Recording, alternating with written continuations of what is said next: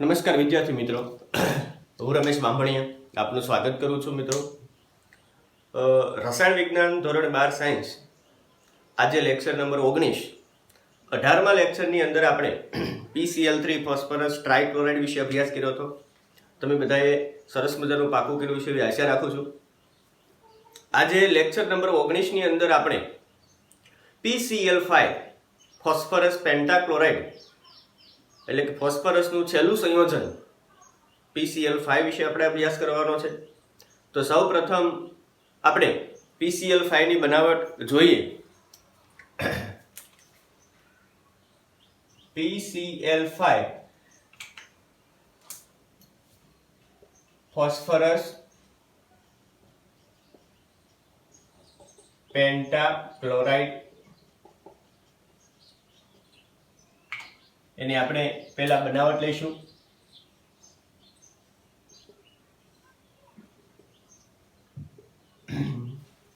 તો બનાવટમાં પહેલી બનાવટ જોઈએ. પહેલી બનાવટમાં આપણને કીધું કે સફેદ ફોસ્ફરસની અહીં આપણે શું લીધું? સફેદ ફોસ્ફરસની પ્રક્રિયા SOCl2 સાથે કરવાની છે. SOCl2 સાથે પ્રક્રિયા કરો એટલે તમને PCl5 મળે. જો ફોસ્ફરસ 4 છે એટલે આપણે 4 મોલ કરવા પડશે. ક્લોરીન કેટલા છે? તો કે 5 ચોક 20 એટલે કે 10 મોલ કરવા પડશે આપણે.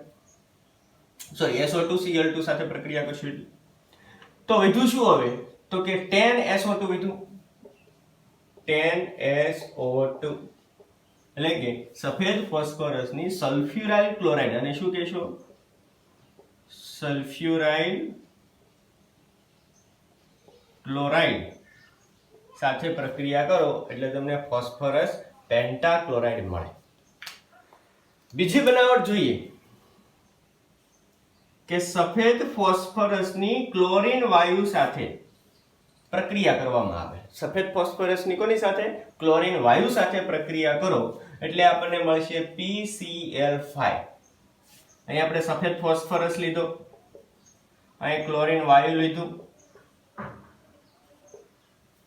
તો ફોસ્ફરસ 4 છે એટલે આપણે 4 મોલ કરવા પડશે. ક્લોરીન છે 5 ચોક 20 એટલે કે 10 મોલ કરવા પડશે. તો આ થઈ એની બીજી બનાવટ. અને ત્રીજી બનાવટ માં આપણને કીધું કે PCl3 એટલે કે ફોસ્ફરસ ટ્રાઇક્લોરાઇડ ની પ્રક્રિયા સલ્ફ્યુરાઇલ ક્લોરાઇડ સાથે કરવાની છે. SO2Cl2 સલ્ફ્યુરાઇલ ક્લોરાઇડ ફોસ્ફરસ ટ્રાઇક્લોરાઇડને સલ્ફ્યુરાઇલ ક્લોરાઇડ સાથે મિશ્ર કરવામાં આવે એટલે શું મળશે? PCl5 phosphorus પેન્ટાક્લોરાઇડ. 3 ક્લોરીન અને 2 આયન એટલે 5 થઈ ગયા. અને વધ્યું શું? તો કે SO2 સલ્ફર ડાયોક્સાઇડ. તો મિત્રો, આ થઈ PCl5 ની બનાવટ. ફરી એકવાર આપણે જોઈએ કે સફેદ ફોસ્ફરસની સલ્ફ્યુરાઇલ ક્લોરાઇડ સાથે પ્રક્રિયા કરો ત્યારે આપણને PCl5 મળે. સફેદ ફોસ્ફરસની ક્લોરીન વાયુ સાથે પ્રક્રિયા કરો ત્યારે પણ આપણને ફોસ્ફરસ પેન્ટાક્લોરાઇડ મળે. અને છેલ્લી પ્રક્રિયામાં આપણે જોયું કે PCl3 એટલે કે ફોસ્ફરસ ટ્રાઇક્લોરાઇડની સલ્ફ્યુરાઇલ ક્લોરાઇડ સાથે પ્રક્રિયા કરો ત્યારે પણ આપણને ફોસ્ફરસ પેન્ટાક્લોરાઇડ મળે છે. તો આ વાત કરીએ એની બનાવટની. હવે જોઈએ એના રાસાયણિક ગુણધર્મો.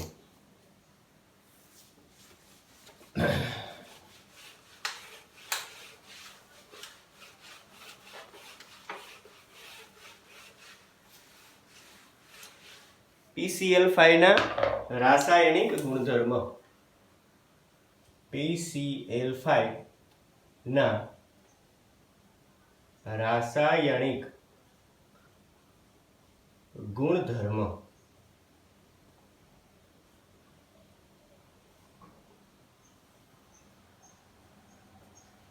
તો રાસાયણિક ગુણધર્મમાં ખૂબ જ અગત્યનો પહેલો ગુણધર્મ કે PCl5 ને જો ગરમ કરવામાં આવે તો એનું ઉદ્ધવપાતન થાય, પણ જો એનું વધુ ગરમ કરવામાં આવે, PCl5 ને જો વધુ ગરમ કરવામાં આવે તો એનું વિઘટન થાય અને ક્લોરીન વાયુ ઉત્પન્ન થાય. કઈ રીતના? તો કે જોઈએ આપણે. એટલે પહેલા આપણે એવું લખશું કે PCl5 ફોસ્ફરસ પેન્ટાક્લોરાઇડ ને ગરમ કરતા ઉદ્ધવપાતન પામે. ઉદ્ધવપાતન એટલે શું મિત્રો? આગળ તમે ભણી ગયા. ઉદ્ધવપાતન એટલે શું? તો કે ઘનમાંથી સીધું વાયુમાં રૂપાંતર પામે. PCl5 છે પીળાશ પડતો સફેદ રંગ, પીળાશ પડતો સ્ફટિક ઘન પદાર્થ છે. જો એને ગરમ કરવામાં આવે એટલે એનું ઉદ્ધવપાતન થાય, એટલે ઘનમાંથી સીધું એમાં રૂપાંતર થઈ જશે વાયુમાં, એટલે કે એનું ઉદ્ધવપાતન થાય. પરંતુ વધુ ગરમ કરતા વિઘટન પામે છે. વધુ ગરમ કરતા શું પામે? વિઘટન. કઈ રીતના? તો કે આપણે જોઈએ કે PCl5 જો આને આપેલા સોલિડ છે, જો આને ગરમ કરવામાં આવે એટલે અહીંયા આપણને મળશે PCl5 ગેસીસ, એટલે કે ઉદ્ધવપાતન થયું. હવે તો કે હવે જો આને વધુ ગરમ કરવામાં આવે તો એનું વિઘટન થાય, એટલે કે PCl3 અને ક્લોરીન વાયુ ઉત્પન્ન થાય. તો આ થયો એનો પહેલો રાસાયણિક ગુણધર્મ. ત્યારબાદ ગુણધર્મ નંબર 2 કે PCl5 ની પાણી સાથે પ્રક્રિયા થતા, એટલે કે પાણી સાથે પ્રક્રિયા થાય એને કઈ પ્રક્રિયા કહેવાય? જળ વિભાજન. POCl3 ફોસ્ફરસ ઓક્સીક્લોરાઇડ બનાવે. વધુ જળ વિભાજન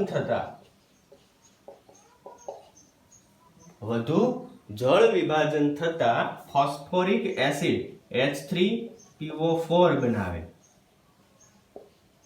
એટલે ખાસ ગુણધર્મ, બંને ગુણધર્મ મિત્રો ખૂબ જ અગત્યના, કે પાણી સાથે પ્રક્રિયા કરતા એટલે કે એનું જળ વિભાજન કરતા એ પહેલા શું બનાવે? Phosphorus oxychloride. અને જો વધુ જળ વિભાજન કરવામાં આવે તો એ શું બનાવે? Phosphoric acid.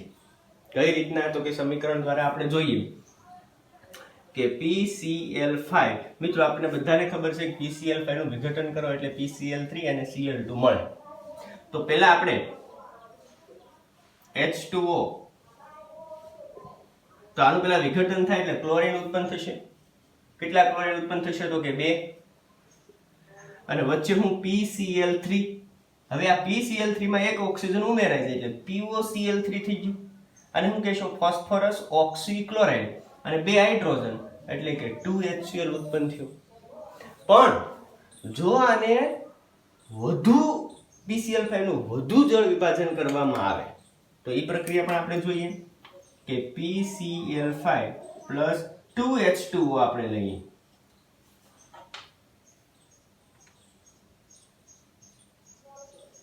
POCl3 આવશે, POCl3 2H2O આપણે લઈએ મિત્રો. તો અહીંયા શું થશે? ફોસ્ફોરિક એસિડ એટલે કે H3PO4 આપણને મળશે. શું મળશે? H3PO4. ઓક્સિજન 4 છે તો અહીંયા 2 ને 1 3 જ છે, એટલે આપણે અહીંયા 4 કરવા હોય અહીં 3 કરવા પડશે. તો 3 ઓક્સિજન અને 1 આ 4 થઈ ગયા. ફોસ્ફરસ એક ફોસ્ફરસ આવી ગયું. હવે જો વધ્યું શું?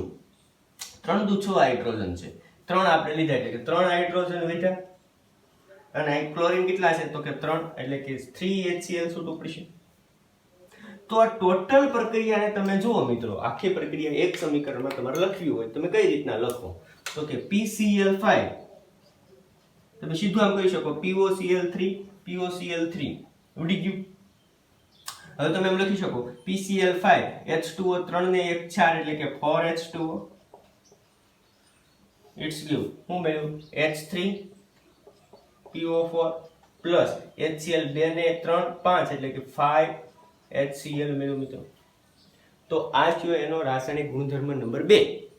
કે ફોસ્ફરસ પેન્ટાક્લોરાઇડનું જળ વિભાજન થાય એટલે પહેલા મળે ફોસ્ફરસ ઓક્સીક્લોરાઇડ, અને જો વધુ જળ વિભાજન પામે તો શું મળે? Phosphoric acid. નીચેના સમીકરણ દ્વારા તમે સરળતાથી સમજી શકો મિત્રો.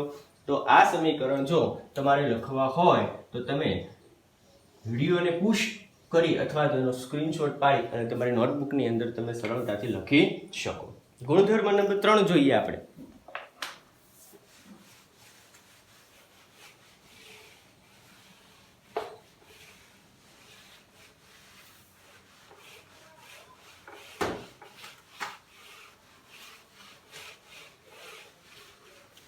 તો ત્રીજા ગુણધર્મની અંદર ધાતુ સાથે પ્રક્રિયા. ફોસ્ફરસ પેન્ટાક્લોરાઇડની ધાતુ સાથે પ્રક્રિયા આપણે ફોસ્ફરસ ટ્રાઇક્લોરાઇડની પણ વાત કરી હતી કે ભાઈ ફોસ્ફરસ ટ્રાઇક્લોરાઇડની ધાતુ સાથે પ્રક્રિયા કરી એટલે આપણને શું મળતું હતું કે ધાતુ ક્લોરાઇડ. એમાં આપણે બે ઉદાહરણ લીધા હતા, ખ્યાલ હોય તો સિલ્વર અને ટીન. આમાં પણ આપણે બે ઉદાહરણ લઈએ. કયા લેવાના છે? તો કે સિલ્વર અને ટીન. એટલે ત્રીજો ગુણધર્મ PCl5 ની ધાતુ સાથે પ્રક્રિયા કે PCl5 ની ધાતુ સાથે પ્રક્રિયા કરો એટલે શું બનાવે? તો કે અનુવર્તી ધાતુના ક્લોરાઇડ. દાખલા તરીકે તમે સિલ્વર ધાતુ લીધી તો શું મળે તમને? તો કે સિલ્વરના ક્લોરાઇડ. ટીન ધાતુ લીધી તો શું મળે તમને? તો કે ટીન ક્લોરાઇડ. તો પહેલા આપણે સિલ્વર જોઈએ. PCl5 ની પ્રક્રિયા આપણે સિલ્વર સાથે લઈએ તો સિલ્વર ધાતુ સાથે પ્રક્રિયા કરો મિત્રો, આપણને ખ્યાલ છે PCl5 નું વિઘટન થાય એટલે PCl3 અને ક્લોરીન વાયુ મળે. રેડી? આ ક્લોરીન વાયુ આમાં સિલ્વરમાં ઉમેરાય છે એટલે શું મળે? Silver chloride. એટલે કે Ag+ અને Cl- Ag+ અને Cl- એટલે AgCl સિલ્વર ક્લોરાઇડ બનશે. પણ બે ક્લોરીન છૂટા પડે એટલે આપણે 2 મોલ કરવા પડશે એટલે સિલ્વર પણ 2 થશે. તો સિલ્વર ક્લોરાઇડ મેળવ્યું અહીંયા.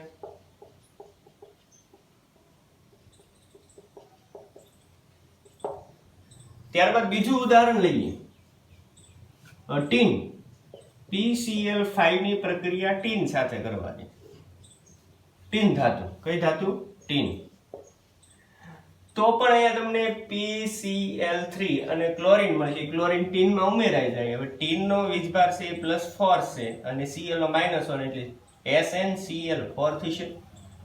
તો હવે 4 ક્લોરીન વાયુ ક્યારે ઉત્પન્ન થાય? જો એક PCl3 નું વિઘટન કરો એટલે 2 ક્લોરીન ઉત્પન્ન થાય. એટલે કે 1 ક્લોરીન અણુ ઉત્પન્ન થાય. તો અહીંયા આપણે 2 ક્લોરીનના અણુ એટલે કે 4 ક્લોરીન ઉત્પન્ન કરવા હોય તો 2PCl5 લેવા પડે. એટલે કે 2PCl3 મળશે આપણને. બરાબર? તો હવે જો અહીં 5 છોક 20, 3 દુ 6, 6 ને 4 20. એટલે અહીંયા આપણને શું મળ્યું? Tin chloride. તો આ ધાતુ સાથેની પ્રક્રિયા થઈ. કોની? તો કે ફોસ્ફરસ પેન્ટાક્લોરાઇડની. અને ફોસ્ફરસ પેન્ટાક્લોરાઇડની ધાતુ સાથે પ્રક્રિયા કરો એટલે આપણને એ અનુવર્તી ધાતુના ક્લોરાઇડ મળે છે. સિલ્વર લ્યો તો સિલ્વર ક્લોરાઇડ મળે, ટીન લ્યો તો ટીન ક્લોરાઇડ મળે. આવી જ રીતના તમે લેડ ધાતુ લ્યો તો તમને લેડ ક્લોરાઇડ પણ મળે છે. ગુણધર્મ નંબર 4 કે PCl5 ની OH સમૂહ વાળા કાર્બનિક સંયોજન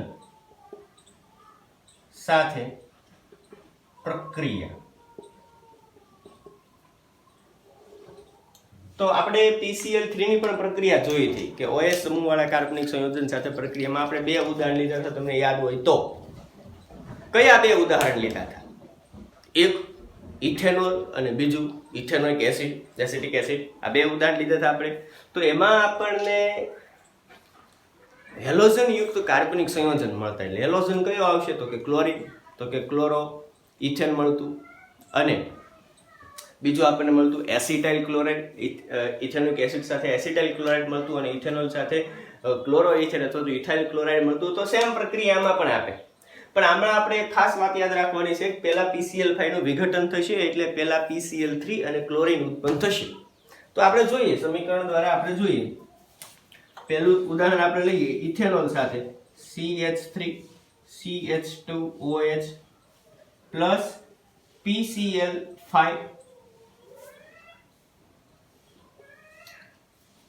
બરાબર. હવે જો મિત્રો પહેલા આનું વિઘટન કરો એટલે પહેલા તો તમને શું છૂટું પડશે તો કે PCl3 બરાબર. પછી આમાંથી શું ઉત્પન્ન થશે તો કે ક્લોરીન. રેડી. હવે શું થાય તો કે આ OH સમૂહનું વિસ્થાપન કોના વડે થાય ક્લોરીન વડે. કયા ક્લોરીન વડે તો કે આ વધારાના જે બે ક્લોરીન ઉત્પન્ન થાય એના વડે. તો હવે ઈ OH સમૂહનું તમે વિસ્થાપન કરાવો એટલે અહીંયા OH ની જગ્યાએ CH3 CH2 Cl આવી જશે.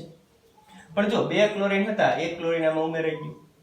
હજી અહીં વધ્યું હું OH એટલે કે આમાંથી હાઇડ્રોજન છે આની સાથે જોડાઈ જશે એટલે અહીંયા HCl થઈ ગયું. હજી અહીંયા શું વધ્યું ઓક્સિજન એટલે ઓક્સિજન છે આમાં વ્યુ આવશે એટલે અહીંયા શું થઈ જશે POCl3 એટલે આપણને શું મળ્યું ઇથાઇલ ક્લોરાઇડ હાઇડ્રોક્લોરિક એસિડ અને ફોસ્ફરસ ઓક્સી ક્લોરાઇડ. એવું જ ઉદાહરણ છે આપણે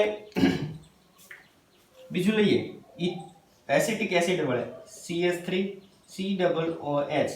તો આમાં પણ OH સમૂહ છે. તો સેમ પ્રક્રિયા ઉપર મુજબ PCl5 એટલે પહેલા આપણને આ OH સમૂહનું તમે વિસ્થાપન કરો એટલે CH3 CO વચ્ચે આનું વિઘટન કરો એટલે આમાંથી શું છૂટું પડે PCl3 વત્તા Cl2.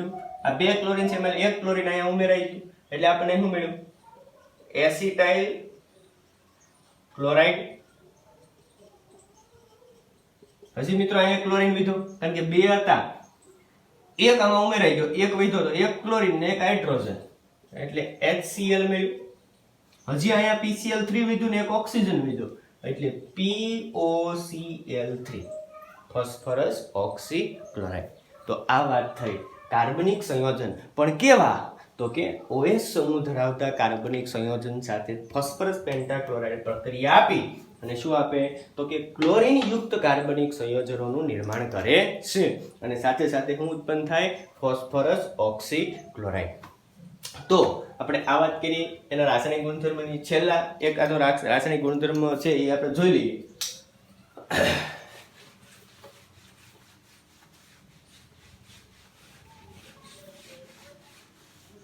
મિત્રો આપણે આગળ એવું ભણી ગયા કે ફોસ્ફરસ પેન્ટાક્લોરાઇડ છે ઇલેક્ટ્રોન દાતા તરીકે અસ્તિત્વ ધરાવે.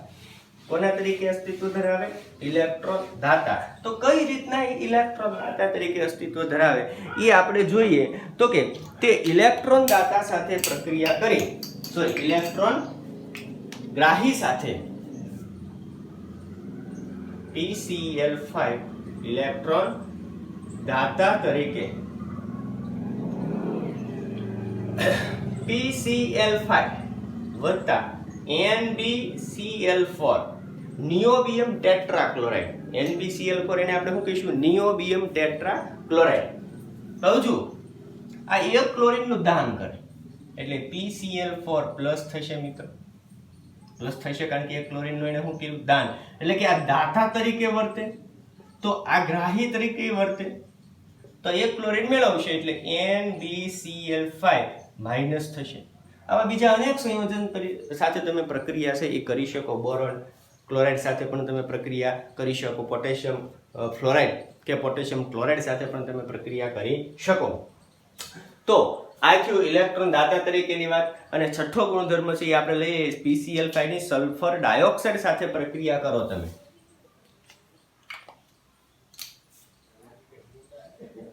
PCl5 ની સલ્ફર ડાયોક્સાઇડ સાથે મિત્રો પ્રક્રિયા કરો એટલે પહેલા તમને શું મળશે POCl3 આવું મળ્યું તમને. આનું વિઘટન થયું PCl3 અને ક્લોરીન આમાં એક ઓક્સિજન આમાં ઉમેરાઈ ગયો. તો હવે શું કીધું અહીંયા SO અને અહીંયા ક્લોરીન એટલે કે SOCl2 એટલે અહીંયા હું મળ્યું તમને ફોસ્ફરસ ઓક્સી ટ્રાઇક્લોરાઇડ અથવા ક્લોરાઇડ પણ તમે કહી શકો. તો આ થયા એના મિત્રો રાસાયણિક ગુણધર્મ. ત્યારબાદ